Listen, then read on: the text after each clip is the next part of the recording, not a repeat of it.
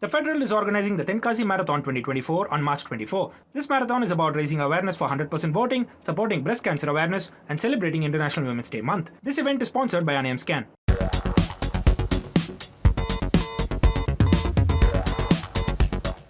Hello and a warm welcome to Federal's special program, Capital Beat. Supreme Court today rejected the plea to stay the appointment of the two new recently appointed election commissioners.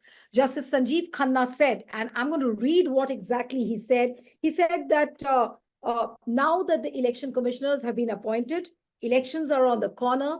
Question of balance of convenience has to be kept in mind. The situation can turn chaotic. This is what Sanjeev Khanna said, on the basis of which this application was rejected, which sought to get a stay on the appointment of the two election commissioners. But as far as the constitutionality of the act is concerned, and I'm talking about the Chief Election Commissioners and Other Election Commissions Act 2023. So the constitutionality of the act is still under question. There has been a notice which has been issued to the center. 6 weeks later, the case is listed. And so this particular stand which has been taken by the Supreme Court, what does it mean? Does it look like a balancing act? Or do we presume that the sword still hangs on the head of the Modi government? All this and much more with a very special guest today, constitutional expert and veteran Supreme Court lawyer, Sanjay Hegde. So thank you so much for joining. And so I would really want to know from you that on what premise do you think, though Sanjeev Khanna has very categorically given the reasons, but are those reasons good enough? Because the public will start feeling as if, there's some kind of a balancing act and the court should have come down heavily on today's case, but they haven't. The public will always have its feelings, and some members of the public will probably think that the court shouldn't get into these matters at all. They should have dismissed the petition. But the court takes its own decision based on certain well-settled legal principles. When the phrase balance of convenience, on the whole, where does it rest? Because any interim order, you check what would happen if an interim order is granted or if an interim order is not granted. So if an interim order said that these two people would not continue as election commissioners, but at the same time, you cannot displace them only till you hear the actual challenge to the act itself. And that would take time. So that would lead to great inconvenience as far as the Election Commission is concerned. We have, over the past, say, couple of decades, we've got used to having a 3-member election commission. So it is better that you pending the challenge being heard, let the situation as of now continue. That does not mean that the challenge has gone away. That does not mean that the court has given a declaration that this appointment is legal. It only means that the challenge is deferred and will be heard in its course. In the meanwhile, it also means that the actions and the conduct of the commission will also be factors which will be taken into account at some point. So you would say that the election commissioner and the election commission will be under a strong scrutiny of the Supreme Court? They are always under public scrutiny, and they will be extra aware that there are petitions which are still pending in the Supreme Court. Right. So while the process of their appointment may or may not be constitutionally valid, may or may not appear to be fair, nevertheless, there will be pressure of the individuals themselves to conform to the highest standards of constitutional office and the requirements of fairness. Right. So you said that the challenge has been deferred, which means that maybe, the election commission has got a lease of life again for a few months till the time, the constitutionality and other challenges are not dealt with. But what is the extreme step which can take place as far as this particular law is concerned? Will this law be set aside? Will the appointments of Sukhbir Singh Sandhu and Gyanesh Kumar be set? Will they be set aside? Is that the extreme step which could happen? Yeah, it's a could. I've been in law long enough not to predict in advance the outcome of any litigation. So we are talking of theoretical possibilities now. And to use those immortal words of Ravi Shastri, all three possibilities are possible. So it is like that. But one of the possibilities is that if the law is held to be unconstitutional, then of course, automatically any appointments made under the law will also fall. Right. The other possibility is that the law may be held constitutional, but the adherence to the law may not have been found to be correct. That is, the process of appointment, there may be faults found. That how did you sort of start off with a list of 200 and within 2 hours bring it down to 6? And what was it within the 6 that you shortlisted these 2 people and rushed through the appointment? So if both the things are to be accommodated, like if the court has to look at the constitutionality of the act, it has to look at the procedure. So can the court come down heavily on both the issues, or probably the possibility is that they would probably comment on the procedure and a judgment would be given more on the procedure? Court can do several things, but a normal process of judgment writing and judicial review is to decide any issue on as narrow a ground as possible. Because you do not write huge expansive judgments, because that closes up very many issues. So it may be that on narrow procedural grounds, things may be faulted, or it may be on broader grounds of constitutionality. Again, as I told you, I hesitate to presume. And any matter, there is a how it plays out in court. You can't predict in advance. And judges, even after the hearing in court, keep an open mind till they sit down to dictate their judgments and wrestle with it. There have been very famous cases in history where judges have, during the hearing, expressed a particular view, but later, while writing the judgment, come to another conclusion. Obamacare in the US was challenged before the US Supreme Court, and Chief Justice Roberts seemed all set to strike it down. But later, when he wrote the judgment on narrower grounds, he upheld it. So again, now, I don't know why I am on cricket metaphors, but to quote Navjot Singh Sidhu, with no disrespect to women, Navjot Singh Sidhu once said, wickets are like wives. You never know which way they will turn.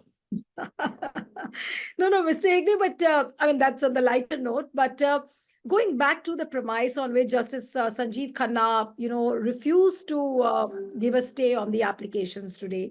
I was just looking at the comments by the various lawyers today. Say, for example, I would begin with Vikas Singh. Vikas Singh says that what was the point of this constitution bench?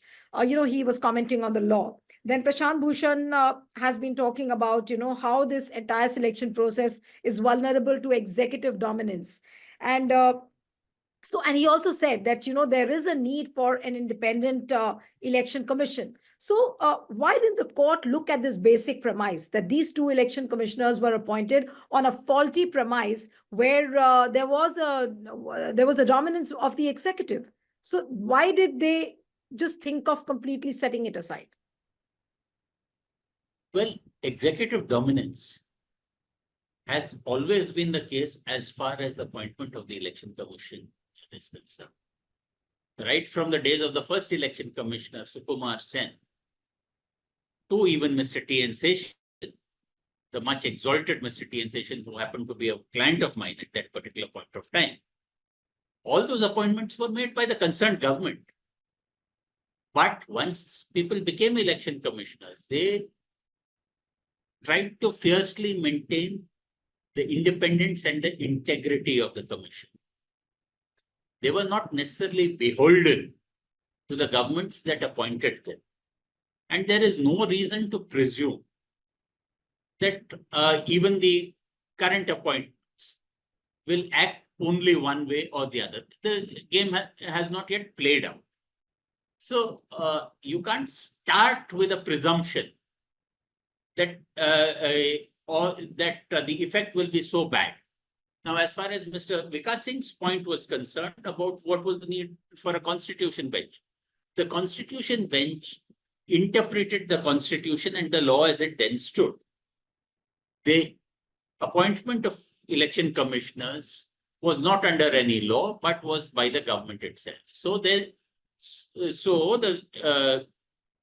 Supreme Court said that till such time that a law is made, you will see to it that whenever an appointment is made, it is made by a relatively balanced group of people, which includes the Prime Minister representing the government, the opposition, the leader of the opposition or the largest single party in the opposition, and the Chief Justice of India, who is not necessarily a government appointee in that sense. But those were directions which filled in the gap till such time as a law was made.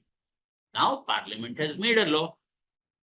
Parliament had the power to do it. That power has been exercised. And the law that Parliament has made is that it will be the Prime Minister and one minister appointed, nominated by him, and the leader of the largest party in the opposition.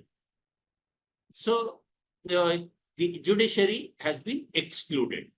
Now, is that a correct interpretation of the constitutional provision which requires an independent election commission, or is it an incorrect one? That's the question that the Supreme Court is faced with and which will be hearing at some length at some point of time in the future.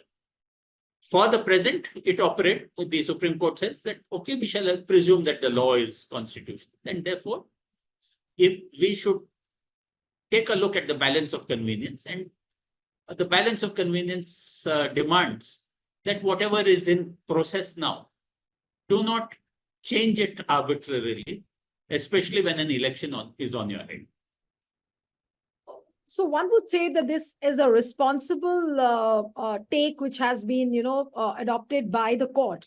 But the other way of looking at it, and politically, the people who are trying to derive political meanings out of what has happened today, they might say that, Supreme Court has not acted responsibly. So, but my question to you is that was Supreme Court aware of this idea that they had come down heavily on the government with this electoral bonds case, and then, pushing the button further wouldn't be a good idea. So respecting their own territorial boundaries, it's better to, soft pedal, give the government some more time. So would that be a way of looking at it? That may have been a way of looking at it if there was one Supreme Court. The US Supreme Court has 9 judges who all sit together on issues and decide by a majority one way or the other. The Indian Supreme Court sits in different benches, and different judges and different benches have different ways of looking at it. And maybe some judges are part of one decision, they're not part of another. So I don't think that there is a general consensus that, okay, if you have struck down in one court, then we will uphold something else in another court and do a carrot and stick policy through the institution. That does not happen. No, but why this balancing act word is being used is that if you look at what Justice Dipankar Datta said, he said that Representation of People's Act is the strongest law after the Constitution. And he was commenting basically on the procedure which was adopted in the appointment of the 2 election commissioners. And so, coming down with such hard-hitting statements and then at the same time refusing to give a stay on a premise which is not very, very credible in the sense, maybe in the eyes of the people, but not in the eyes of the law. But how will one, really take this issue? You use the word carrot and stick. So here, the same thing goes with what Justice Dipankar Datta has said, coming out with hard statements, but then at the same time refusing to give a stay. Well, these days, teachers don't slap children. But in our days, when we went to school, sometimes this teacher would sometimes say things very harshly, but refrain from corporal punishment. But the fear was always there, right? So that's a kind of similar exercise that courts also do. They may tell you, put you on notice. They may give you opportunities to play right, or if your behavior is very bad, to correct your behavior. It is not that every matter requires a heavy stick. Sometimes just the show of the stick is enough. So But I would say that judicial rectitude is also part of judicial statesmanship. no, but you were mentioning about the stick. My question is that do you think that this government is really scared of the judicial stick at the moment? Look at the kind of affidavit which they filed in the Supreme Court yesterday, where they said that the presence of a judicial member is just not important. Then they said that people sitting on the constitutional functionaries are presumed to act fairly. These petitions are politically motivated. So these premises which were written as part of the affidavit, they seem to fly in the face and they seem to challenge the Supreme Court. Well, often when we draw up pleadings in any petition, we take extreme positions, or we state based upon precedents which are available.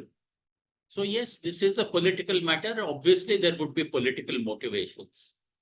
But these are sometimes arguments are put out in writing and then modulated during the course of actual arguments in court. So quite apart from the political motivations, the idea that when power is given to high constitutional functionaries, they are presumed to act rationally and fairly and constitutionally, is also settled law. And it has been so since the 1990s in the Delhi transport case. So that is a legal principle that was invoked. And the thing that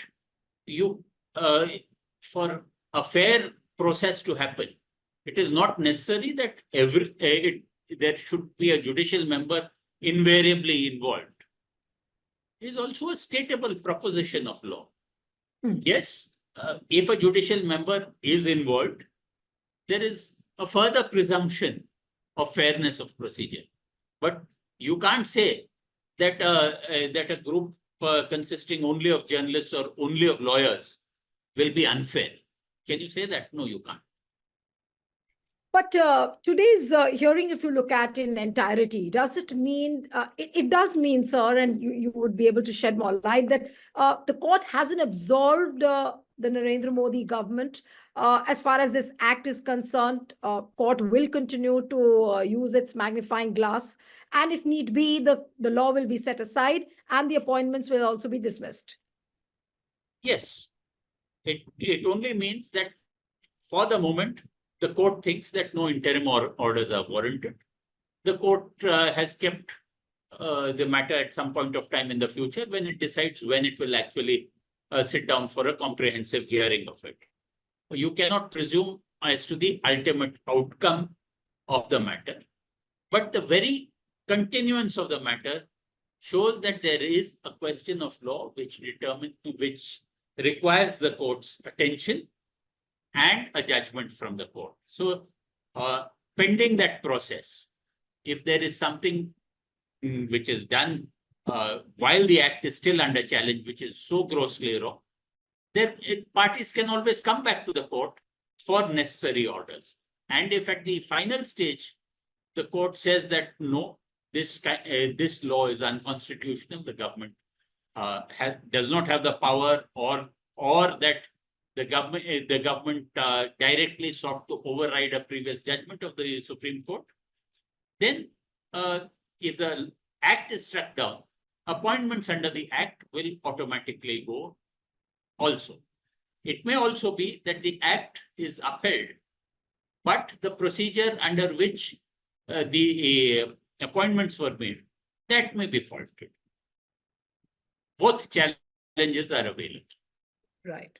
And both challenges are available, and the court might just come out with its order on one issue. So what does it mean towards the end? And this is my last question to you, sir, that after today's hearing, what does it mean for the Election Commission? What does it mean for the Modi government? And how does the public, how will the public really take it? Because there are various reactions coming on this, on the social media, people writing too much on the social media on this. So what does it mean for the government and for the Election Commission as well? For the Election Commission, it means that they are required to act fairly, act independently, and to act with integrity, as commissions have done in the past.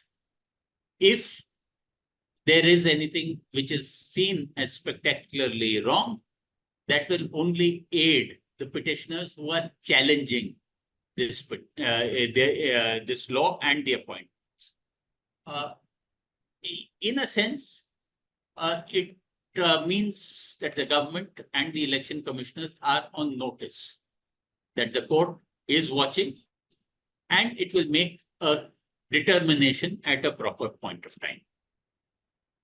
Thank you so much, Mr. Hegde, for joining. And one appeal to the viewers who are watching this interview: subscribe to our channel, send us your feedback, and stay tuned to The Federal. Thank you.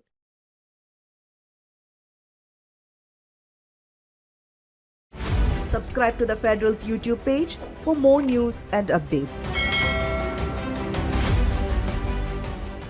The Federal is organizing the Tenkasi Marathon 2024 on March 24. This marathon is about raising awareness for 100% voting, supporting breast cancer awareness, and celebrating International Women's Day month. This event is sponsored by Scan.